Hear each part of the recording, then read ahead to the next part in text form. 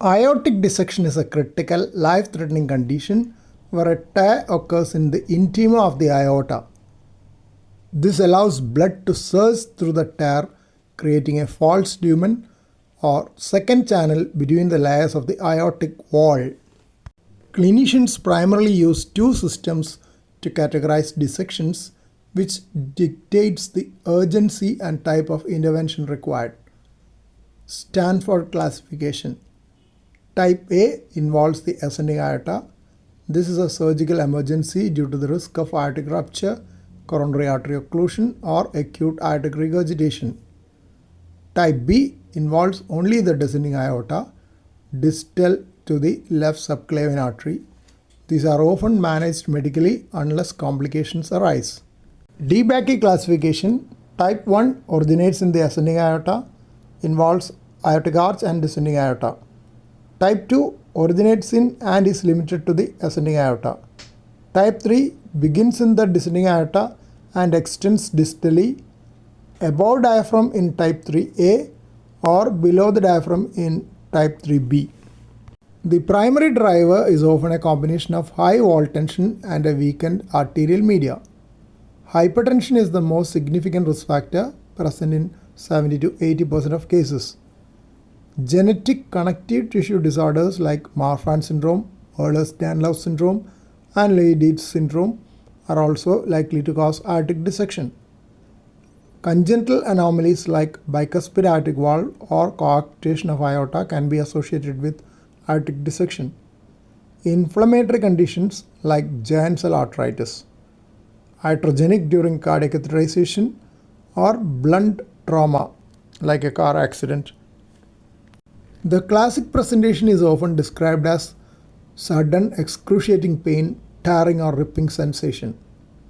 Location is anterior chest pain in type A or interscapular back pain in type B. Neurological deficits, stroke symptoms or paraplegia if branch vessels are occluded, either carotids or spinal arteries. Pulse deficits. Significant difference in blood pressure between arms or absent pulses in the lower extremities. New diastolic murmur indicative of acute aortic regurgitation. Time is the most critical factor in diagnosis of aortic dissection. CT angiography is the gold standard for stable patients due to high sensitivity and specificity.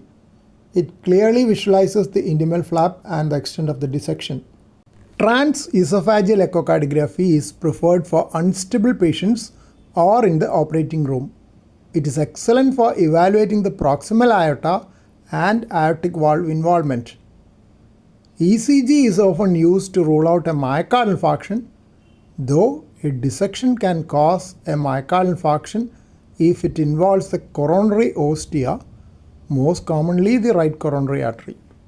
Initial stabilization is the anti-impulse therapy, that is decreasing the ventricular impulse, that is force.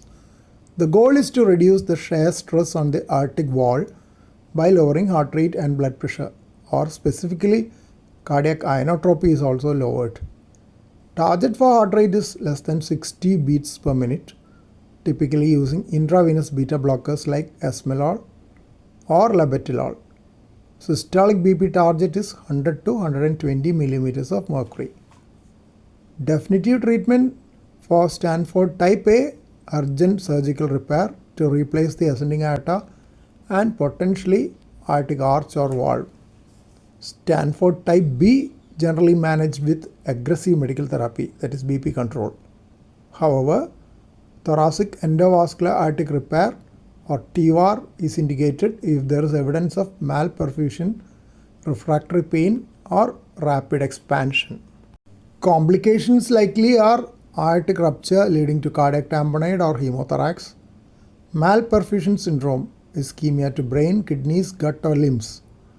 Aneurysmal dilatation. The false lumen may weaken over time, leading to chronic aneurysm formation.